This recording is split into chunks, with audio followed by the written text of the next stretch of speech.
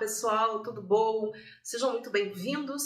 Eu sou a Aline, sou terapeuta com foco na psicologia positiva, graduanda em psicologia, e este é o seu canal de bem-estar, qualidade de vida, saúde emocional. Estou de volta, vocês já viram, vocês já perceberam, né? Eu fiz um vídeo contando para vocês um pouquinho sobre o meu sumiço. Depois, semana passada, eu publiquei um videozinho sobre a entrevista que eu fiz para os alunos da UniFTech, aqui de Caxias do Sul. Não é a universidade que eu estudo, é uma outra universidade, mas fiz uma entrevista bem legal respondendo sobre a psicologia positiva. E hoje nós vamos falar sobre um assunto que está bombando literalmente nas redes sociais, no mundo todo.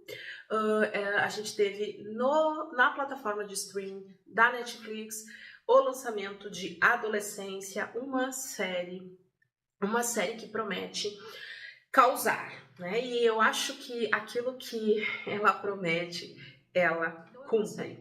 Essa bem tranquilo da gente conseguir assistir toda ela. E ela tem um estilo de filmagem diferente do que o convencional. Não há cortes, são cenas sequenciais, o que eu achei bem interessante e gostei. Gostei da fotografia, gostei dos atores, eu gostei de tudo o que eu vi naquela série, inclusive a semelhança com a vida real, assim. Então eu achei tudo muito intenso, tudo muito profundo, tudo muito visceral. E eu acredito que isso também se dá a esse estilo de filmagem. As tomadas, as reações, então tudo muito expressivo. Mas eu não vou falar, gente, sobre a crítica, a parte cinematográfica. Eu vou falar, sim, sobre o comportamento, eu vou falar, sim, coisas... eu vou, sim, dar a minha opinião em relação à série. Se eu indico, se eu não indico, o que eu senti, o que eu achei dessa série, tá? Já te conto que eu vou falar tudo, então, assim... Tem spoiler, mas a série ela não se trata de você saber ou não, porque é importante o assistir, é importante o entender a dinâmica daquelas pessoas, daquelas vidas, e quanto isso está relacionado a nós. Por que essa série tem chocado? Por que essa série tem mexido com as pessoas? Por que essa série tem tocado nas pessoas? Por que ela é visceral? Por que ela é intensa? E como alguns têm dito, brutal. Eu acho esse nome interessante, porque realmente ela é brutal. Mas por quê? Porque de verdade o ser humano precisa começar a amadurecer, né? O ser humano ele precisa de uma vez por todas entender o papel, entender as coisas, sair de uma visão simples, rasa do mundo e compreender o mundo de uma forma mais profunda, gente. A gente precisa olhar o mundo sim de uma forma mais profunda, entender a complexidade do ser humano. Recentemente estreou na Netflix a série Adolescência, uma série impactante, uma série profunda, uma série intensa, muito real, uma série que nos prende, uma série que nos envolve, uma série que mexe com o nosso interno. Esta é a série Adolescência. Ela conta a história de um menino com notas excelentes, um menino que não tem problemas, pelo menos na série não deu a entender que esse menino tenha tido algum problema, gente, de autismo, TDAH, não, a série não retrata isso. Um menino de uma família bem tranquila, de uma família que não parece ser uma família disfuncional, 13 anos, e é um menino que vai para a escola e vem para casa, vai para a escola e vem para casa. E em casa ele está ali, seguro, né? Segundo os pais. A série retrata a história desse menino que, por algum motivo, que vai se desenrolando ali em torno do segundo capítulo, homicídio. Não pode falar. Então, esse menino comete um crime, um homicídio. Eu não sei nem se a gente pode falar esse termo aqui. Ele utiliza como arma uma faca de cozinha, a qual foi-lhe emprestada por um colega, que na verdade, né, é aquele grupinho com quem ele tem mais reciprocidade. Bom, a história começa por aí. O fato assim, de ser um pré-adolescente, um adolescente, como isso mexeu com as pessoas naquela delegacia, como as pessoas tiveram que engolir a seco aquilo também e saber conduzir da forma mais ética possível. Eu achei assim, aquilo ali eu já percebi que a série ia ser realmente muito profunda, muito impactante, muito boa. Pai, né? Então ele tem direito, isso também a gente vai entender o porquê. Ele pede para que o pai acompanhe, depois então a polícia tenta, né, retirar dele a informação de que ele tenha feito algo e ele mente o tempo inteiro, ele não assume. E isso tá dentro do programa, né, de não assumir ou de não conseguir assumir aquele ato. Né? É um mix de arrependimento, de raiva, de não arrependimento também. Então ali são muitas emoções que a gente não tem como, né, ter um juízo ali de valores em relação às emoções que estão aflorando naquele menino naquele momento. Mas fato é de que ele está muito nervoso, choroso, e ele vai ser detido e o pai então vai acompanhá-lo durante todo esse processo, até que o pai então vê a cena e descobre que o filho sim cometeu o delito, cometeu o homicídio, né? Com requintes ali então de crueldade. Bom, o pai entra em estado de choque e isso é profundo, né? Depois, o segundo capítulo vem falando da escola, e isso também a gente vai falar um pouquinho. O terceiro capítulo, para mim, é impactante, é a cena com a psicóloga, é de uma riqueza de detalhes, é de uma profundidade tão grande que a gente fica assim, que eu fiquei assim perplexa. É ali que a gente vê o quanto ele está corrompido por aquelas ideias, o quanto foi lavado a mente desse jovenzinho, o quanto ele tem informações que talvez nem condizem com a maturidade do momento. Surpreendente. Então, o que acontece? Até o mesmo pai, durante o capítulo 2, se eu não me engano, no momento em que o pai descobre, e quando o policial começava a fazer as perguntas, o pai dizia, mas ele só tem 13 anos, gente, vocês estão indo fundo demais. Mas os policiais estavam entendendo o porquê daquilo. Na verdade, o filho já tinha ido além daquilo que o próprio pai ou que a própria mãe poderia imaginar. Nesse capítulo em que ele está com a psicóloga, ele vai se despir, ele vai acabar sendo provocado ao máximo por ela, e é um jogo de atuação ali assim fantástico desses dois atores.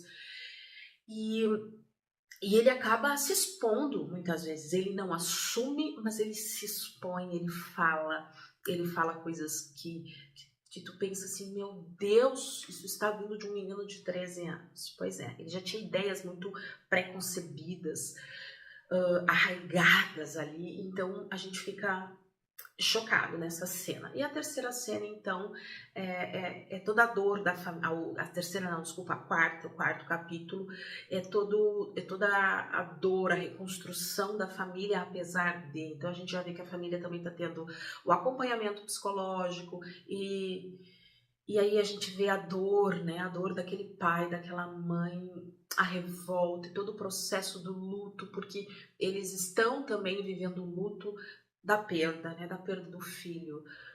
E aí a gente precisa analisar muito bem isso e descobrir e entender o motivo, porque nem a polícia conseguia entender o motivo. Qual era o motivo? Qual é o motivo? Então, a questão são as redes sociais, né? As redes sociais, a tecnologia que não está sendo bem utilizada, que não está sendo bem empregada na vida das pessoas como um todo, mas na adolescência isso é muito preocupante, porque os seus filhos, os nossos filhos adolescentes, eles estão em casa, E como muito bem elucidou o pai e a mãe, eles estavam seguros, né? Então, quando o filho chega em casa, você pensa assim, nossa, agora ele está em casa, ele está seguro, que bom, ele está no quartinho dele, ele está ali, naquele domo, ele está ali naquele lugar que parece que há uma paz, um silêncio. E quando ele está ali naquele quartinho, no silêncio, na paz, o que eu penso? Tá bem, não tá me incomodando, eu tô fazendo as minhas coisas, tem pais que realmente dão graças a Deus, mas não é bem assim. Enquanto que você permite que o seu filho fique ali, naquele domo, naquele lugar tranquilo, de paz ou de uma aparente paz, muitas vezes ele pode estar tendo contato ou estar sendo tutelado por alguém que você não colocaria para dentro da sua casa, mas eles estão entrando na sua casa de alguma maneira e estão influenciando jovens e crianças. E aí a polícia descobre que ele está sendo chamado ou se passa toda uma cultura de comportamento dentro da escola, que a escola, por sua vez, não está se dando por conta de que não é só mais ensinar. Não é só mais ensinar matemática, ensinar história. É sobre isso e também o comportamento. E também ensinar para essas crianças sobre inteligência emocional, maturidade emocional, força emocional, para que também as escolas possam engajar as famílias e vice-versa, as famílias também se engajarem com a escola, para que a gente consiga entender e mudar um pouco essa situação. Então a gente tem aí crianças que são sendo tuteladas por pessoas totalmente desequilibradas, pessoas com visões distorcidas do mundo, visões de dor, de vitimismo, pessoas que passaram por estes processos de bullying na escola e que não conseguiram superar e se colocaram na posição somos vítimas e seremos eternamente vítimas, revoltados, e vamos sim ter ideias extremistas e vamos acolher. Então o menino da série passa pelo processo do bullying, já provavelmente antes disso, com 12, 13 anos. A cultura se chama, ou o nome do processo que eles estão vivenciando ali, e que ele provavelmente se intitula, é incel. Essa cultura incel, o nome é em inglês, mas ela significa o celibato, que não é um celibato voluntário, como o celibato que a gente vê dos padres, das freiras.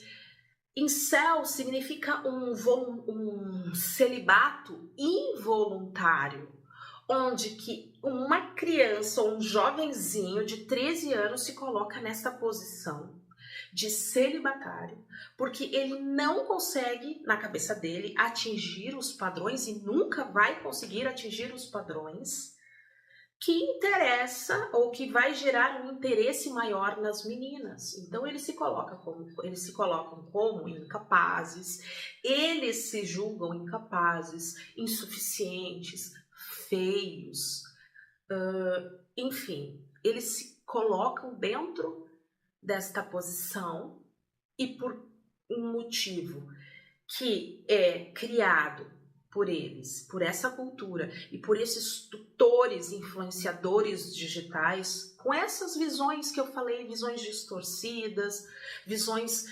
doentias da vida, pessoas que realmente precisam de tratamento psicológico, psiquiátrico. O comportamento vai sendo moldado no silêncio da casa, no silêncio da paz daquele quarto.